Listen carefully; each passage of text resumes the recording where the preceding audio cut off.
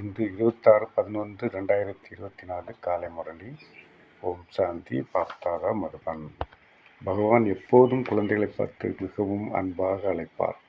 இனிமையான குழந்தைகளே, நீங்கள் திருமூர்த்தி பாபாவின் குழந்தைகள் ஆவீர்கள்.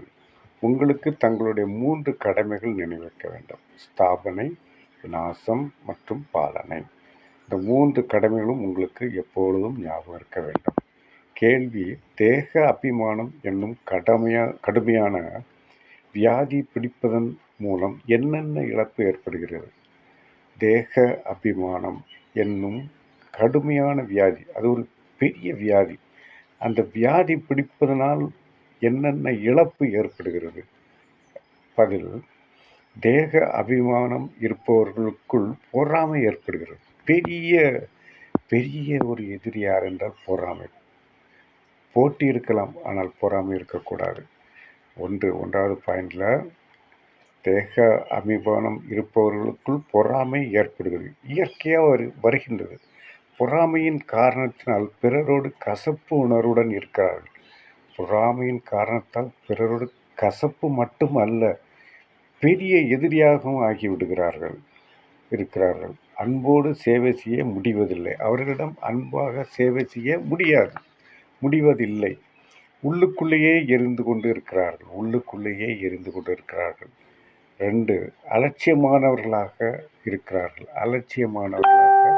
இருக்கின்றார்கள். மாயை அவர்களை அதிகம் ஏமாற்றிக் கொண்டே இருக்கின்றது.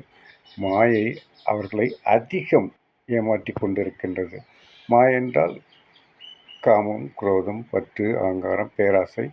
இந்த 5 விகாரங்கள் அவர்களை அதிகம் ஏமாற்றி கொண்டு இருக்கிறது. முயற்சி செய்து வெறுப்படைந்து விடுகிறார்கள். இந்த காரணத்தினால் படிப்பை விட்டே போகிறது. 3வது பாயிண்ட், தேக அபிமானத்தின் காரணத்தினால் மனம் சுத்தமாக இருப்பதில்லை.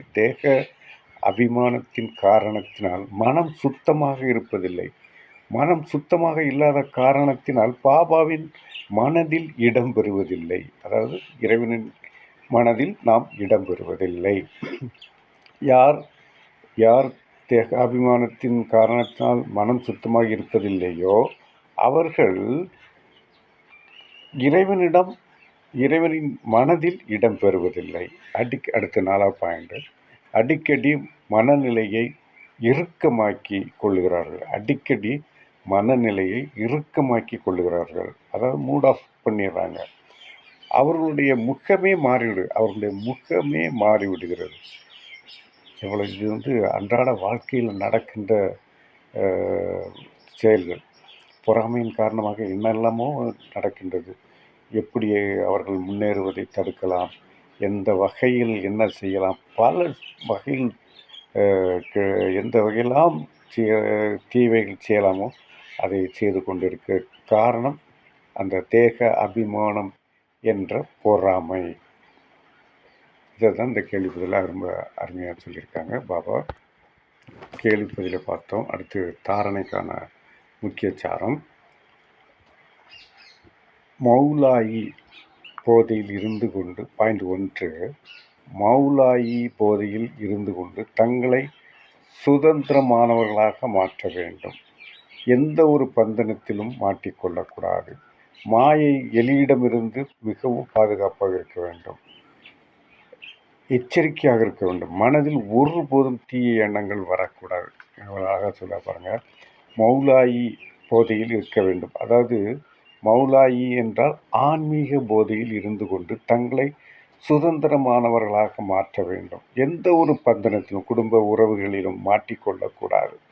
மாயை எலியிடமிருந்து மிகவும் பாதுகாப்பாக இருக்க வேண்டும். எச்சரிக்கையாக இருக்க வேண்டும். மனதில் ஒருபோதும் தீய எண்ணங்கள் வரக்கூடாது. 2வது பாயிண்ட், பாபாவிடமிருந்து அளவற்ற ஞான செல்வம் கிடைக்கின்றது என்ற குசியில் இருக்க வேண்டும். பாபாவிடமிருந்து அளவற்ற ஞான செல்வம் கிடைக்கிறது என்ற குசியில் இருக்க வேண்டும். இந்த வருமானத்தில் ஒருபோதும் சந்தேக புத்தியுடையவர்களாகி களைப்படையக்கூடாது. இந்த வருமானத்தில் ஒருபோதும் சந்தேக புத்தியை உடையவர்களாகி களைப்படையக்கூடாது. மாணவ வாழ்க்கைதான் மிகச்சிறந்த வாழ்க்கை. ஆகையினால் படிப்பின் மீது முழு கவனம் வைக்க வேண்டும். மாணவ வாழ்க்கைதான் மிகச்சிறந்த வாழ்க்கை. ஆகையால் படிப்பின் மீது முழு கவனம் வைக்க வேண்டும் என்று தாரணைக்கான இந்த 2 பாயிண்ட்டும் நம்ம நடைமுறைப்படுத்த வேண்டிய முக்கியமான பாயிண்ட்டுகள். வரதானம் எப்போதும் விழிப்புடன் இருந்து அனைவருடைய ஆசைகளையும் பூர்த்தி செய்பவராக மாஸ்டர் முக்தி ஜீவன் முக்தி வழங்கும் வள்ளல் ஆகுக. அப்படி சொல்கிறார் பாருங்க. அந்த வரதானமும் ரொம்ப சிறப்பாக இருக்கு பாருங்க. எப்பொழுதும் விழிப்புணர்வுடன் இருந்து அனைவருடைய ஆசையும் பூர்த்தி செய்வராக மாஸ்டராக இருக்கணும். அதில் வந்து ஜீவன் முக்தி வழங்கும் வள்ளல் ஆகுக என்று இறைவன் கூறுகின்றார். என்னுடைய விளக்கம் இப்போது அனைவருடைய ஆசைகளையும் பூர்த்தி செய்ய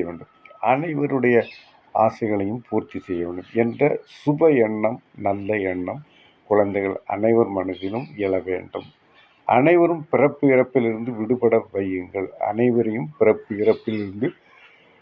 விடுபட வையுங்கள் என்று கூறுகின்றார். இதற்காக தனது சக்தி வாய்ந்த தூய்மையான வைப்ரேஷன் மூலமாக இயற்கை மற்றும் மனித ஆத்மாக்களின் உணர்வுகளை மாற்றுங்கள். அதாவது இதற்காக தனது சக்தி வாய்ந்த தூய்மையான வைப்ரேஷன் மூலமாக இயற்கை மற்றும் மனித ஆத்மாக்களின் உள் உணர்வுகளை மாற்றுங்கள். மாஸ்டர் வள்ளலாகி ஒவ்வொரு ஆத்மாவின்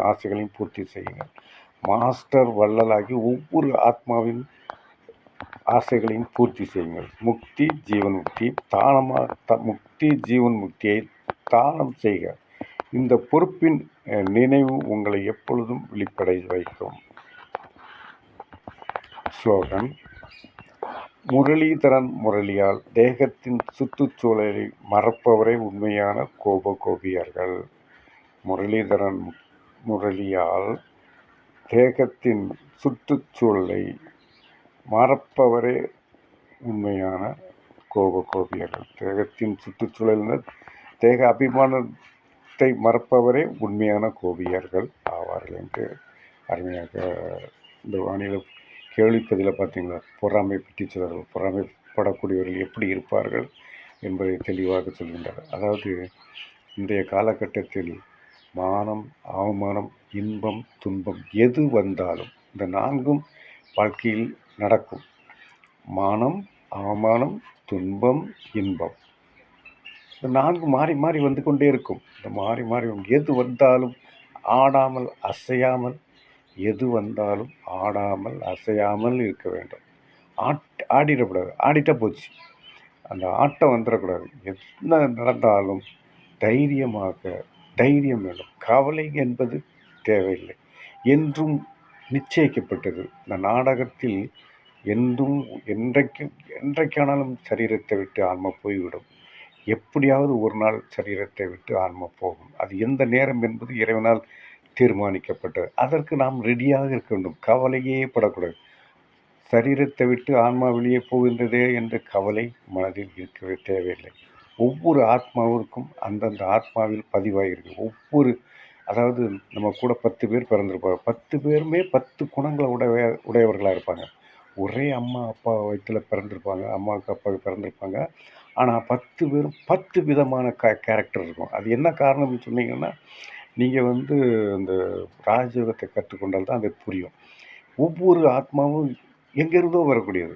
அந்த குழந்தை கரு உண்டான உடனே 5வது மாதத்தில் கரு அந்த எங்கே சுற்றிக்கிட்டு திரியும். அப்படியே அங்கங்கேயே சுற்றிக்கிட்டு இருக்கும். இந்த இடம் எங்கே இடம் கிடைக்குன்னு பார்த்துட்டே இருக்கும். அதில் இடம் கிடைக்கிற இடத்துல 5வது மாதத்தில் எங்கே இடம் கிடைக்குதோ அந்த கர்ப்ப பைக்குள்ளே புகுந்துடும்.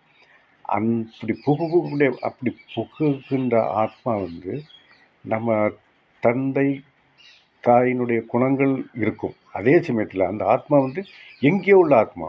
அது யாருக்கு எந்த சரீரத்தை விட்டு வந்ததுங்க என்பது தெரியாது. அது எந்த சரீரத்தை விட்டு வந்தாலும் சரி, ஆனால் அந்த ஆத்மாவில் பதிவாக இருக்கும். நான் திருப்பி திருப்பி பல முறைகள் சொல்லியிருக்கின்றேன். ஒவ்வொரு ஆத்மாவிலும் மனம், புத்தி, சன்ஸ்கார் இந்த 3 பகுதிகள் இருக்கின்றது. இந்த 3 பகுதியில் சன்ஸ்கார் என்று ஒரு பகுதி இருக்கின்றது.